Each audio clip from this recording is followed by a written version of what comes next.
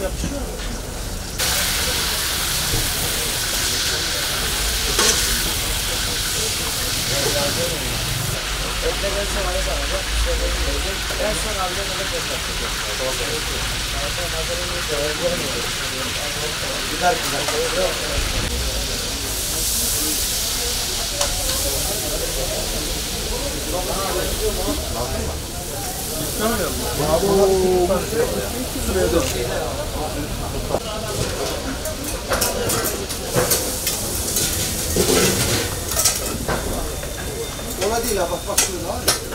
Küçük.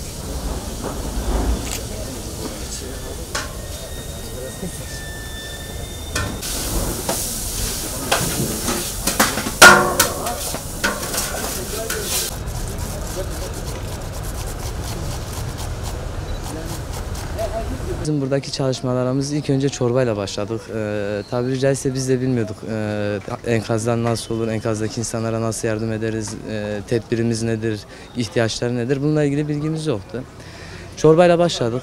Baktık ki burada bir şey var, bir eksiklik, bir ihtiyaç var. Yemeği çevirdik. Yemeği de çevirince günlük öğlen yemeği, akşam yemeği, sabah kahvaltısı çorba olarak devam ettirdik. Ortalama günlük sabahları 4000-5000'e yakın çorbayla başladık. Şimdi öğle yemeğimiz 2000-2500-3000, akşam yemeğimiz 3000-3500'e tekabül ediyor. 3 çeşit yemek veriyoruz. Türkiye'nin dört bir yanından Adana, Mersin, ondan sonra Batman, Diyarbakır, Antalya, bu tür yerlerden de ekip olarak Umut Kervanı kapsamındaki arkadaşlarımız bize günlük 50-60 kişi olarak yardımlaşma için de malzemelerimizi ayıklaması, temizlemesi, ondan sonra hazırlamasına yardım ederek sürdürüyoruz. Allah hayırseverlerimizden razı olsun. Duacıyız. Gerçekten buradaki bir tencerenin yemeğin içindeki 1 kilo bile bazen çok farklı şeylere, boyutlara gelebiliyor. Yani biz ilk başta diyorduk yani 3000 kişilik yemek bizi doyurur mu, yetiştirebilir miyiz, kaldırabilir miyiz? Gün geçtikçe biz anladık ki bir çadırın içindeki bir kuru fasulyenin o sıcaklığının vücudu ısıtıp o çadırı da ısıttığını, mutlu ettiğini anladık. Yani biz ortalama bir 15 gündür buradayız ekip olarak. Her geçen gün sayı artıyor, imkansızlık var, evlerde mutfaklar yok, lokantalar açık değil. Sadece kuru bakliyat geliyor ama işlemek, yani zanaat istiyor, yani bunda bir ekip istiyor.